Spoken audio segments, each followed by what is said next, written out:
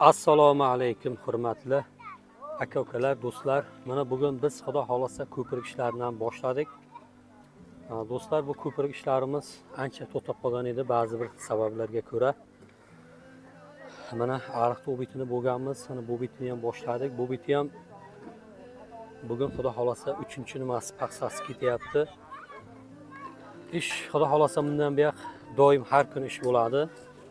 Kengizlar agar buni qishloqda yigitlari bekor bo'lsa, bekorchi yigitlar kengizlar shuga hissalaringizni qo'shingizlar. Bu shunday bir savobli ishlardan biriki, jirib turayotgan sadoqatlardan biri bo'ladi. Kengizlar hissalaringizni qo'shingizlar. Do'stlar, mana yerga mana o'zimizning Qizilnishon qishlog'i managa dehqon xo'jaligi yerlari bor. Qarib 70 gektarga yaqin yerga qarib 20 kishini dehqon xo'jaligi yerlari bor. Sizlardan iltimos, mana shu ko'prikka o'zlaringizni, hissalaringizni qo'shingizlar.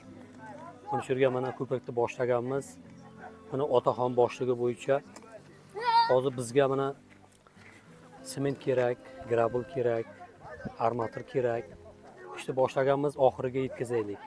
To'xtab qolmangizlar, o'zlaringizni, hissalaringizni qo'shingizlar dehqon xo'jalik odamlar borlar, yerlar mana shu yerga. Mana shu yerdan xudo xolasa mana yo'lda kengish qilamiz, atrofni kengaytiramiz, tollarni kesamiz.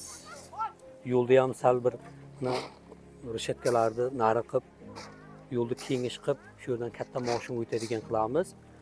Mana shu o'zimizning qishlog'imizda, o'zimizning yurtimizda mana shu obodonchilik uchun shunday ishlarga o'zlaringizni, hissalaringizni qo'shingizlar. Hozir mana maktabga katta ish hashar ketyapti. Uni ham inshaalloh yaqinda o'z nihoyasiga yetkazamiz. U ham kam qolgan ishlari.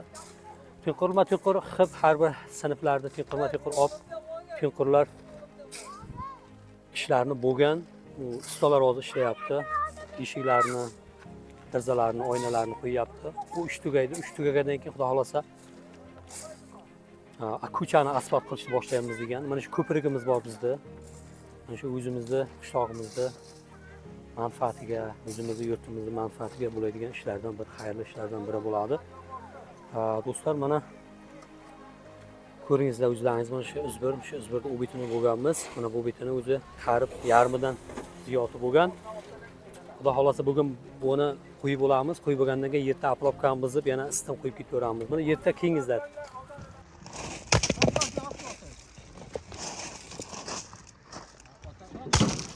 Ajr savob bo'ladigan ishlarni qilyapmiz. Alloh taolo hammamizni ishimizni Alloh taolo rozi qilsin, yigitlarimizni obod qilsin. Joylarimizni jannatdan qilsin inshaalloh. Va sallallohu taolo alayhi xayri xalqi Muhammad va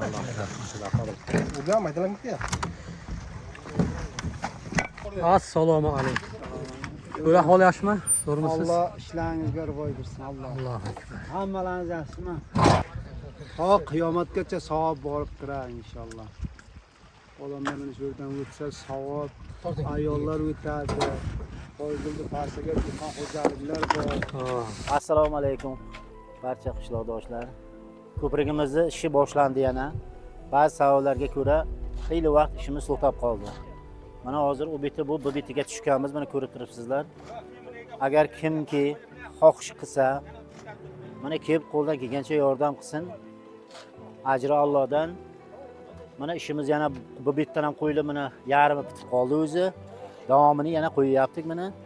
Agar kimdik ko'ndan nimaki chiqqan bo'lsa, qanday gazga yordam qilmoqchi bo'lsa, mana kelsin, mana yordam qilsin. Mana xabarlaringiz bor, maktabga ham xeyli ish ketyapti.